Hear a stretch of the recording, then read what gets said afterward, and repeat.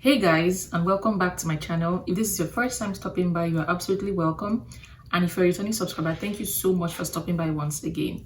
So before we get any further, my name is Onyeka and I am a Nigerian YouTuber based here in Canada. I live in London, Ontario, and I basically share my journey for you guys here in Canada. Please take out 2 seconds to subscribe to my channel. It's just right there. And when you do subscribe, make sure you click on the bell like button so that you'll be getting notifications whenever I post a video. So today's topic has been highly requested on my channel and my emails and everywhere. So a lot of people usually ask me like, how do I get scholarship to study in Canada? Is there any way I could study in Canada for free? So I got overwhelmed with so many of those kinds of questions, and I took it upon myself to do some research to bring to you guys today ways in which you can study in Canada for free or partly funded. I don't know if that makes sense. So if you'd like to know more about how you can obtain funding or scholarships to study in Canada, then keep watching.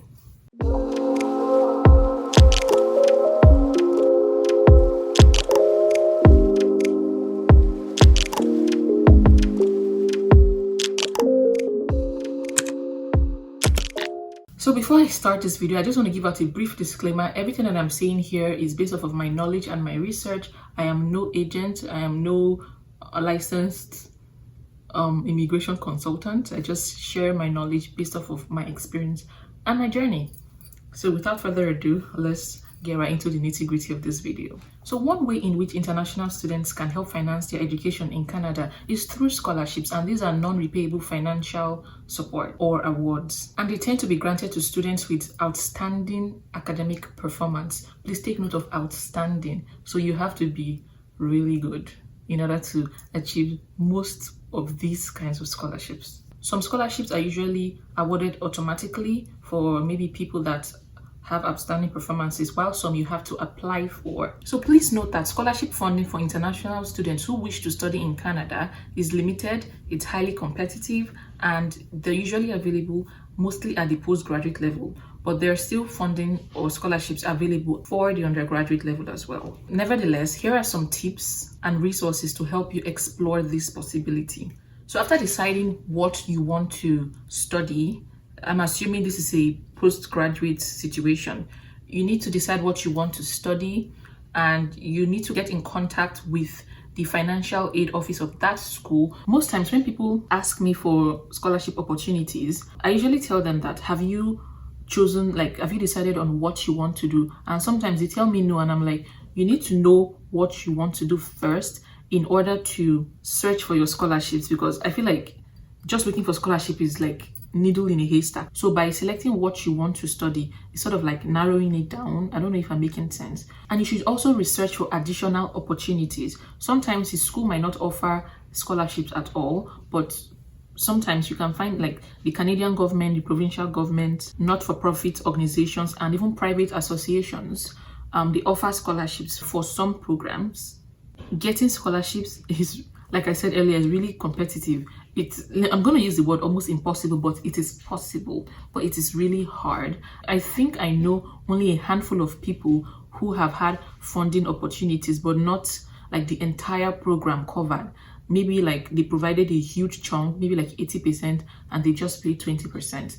So I don't know of anyone who has had like their entire program covered by scholarship in Canada. So next I'm going to be talking about how you can obtain these scholarships in Canada. So the first on my list, we have the merit scholarships. So just like the name merit scholarship, it is merited. You have to have an outstanding academic performance in your previous education. It could be, let's say you're coming from secondary school, you have to score very well in your WAEC. If you're coming from undergrad going for your master's, you have to have like an excellent, exceptional result, like really good grades. In order to obtain those kinds of scholarship, you have to apply to the school first. When you apply to the school, they review your grades and decide that they're going to award or grant the applicant this amount of scholarship or the entire thing. But keep in mind that it is very rare to come by scholarships that are fully funded. I'm going to keep repeating this so you don't misconstrue my statements, okay? So next we have the entrance scholarship. And this scholarship is usually very common in the undergraduate level. And first of all, you have to apply to the school again. So when you apply to the school, it's your duty to send the school a message saying, oh, you did some research and you saw that they offer entrance scholarship in this case, and you would like to apply for it, and they can tell you how to go ahead with it. So this is one of the most common types of scholarship that I am aware of, but it's usually at an undergraduate level. I know someone who applied for this and got it, but it was partially funded. It wasn't the entire program, so I would call that grants. So next we have bursaries, and as we all know, we usually receive bursaries, or some people are opportune to receive bursaries back home in Nigeria. So when you're researching about a particular program in a school, please check the financial aid link. So click on that link and search for any kind of funding that may apply to your situation. Some people are opportuned to actually be granted bursaries. I also know about 1 or 2 people who applied for these financial aid bursaries and were granted, but again, it wasn't the entire thing. Yeah, so it's your duty to do this particular research and check if they offer any financial aid bursaries. And yeah, it doesn't hurt to apply for it. It's just a few dollars extra in your pocket. Regarding bursaries, you can also write to your school that you require financial aid, and they might show you how to go ahead with it. Like, because I know there are some students when I was studying that applied for bankruptcy and financial aid, so they provided them with some sort of like allowance every month, but again, it doesn't cover the entire tuition.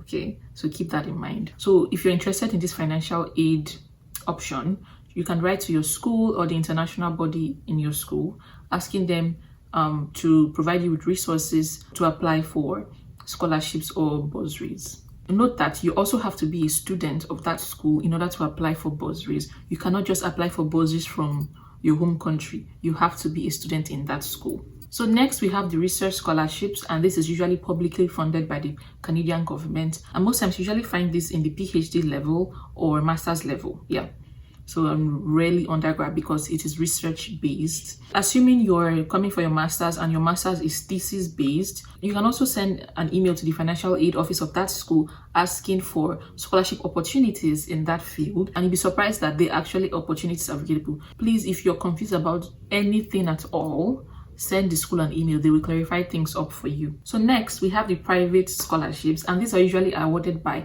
private associations in your school, more specifically in your department. For example, let's say I'm going to use my name.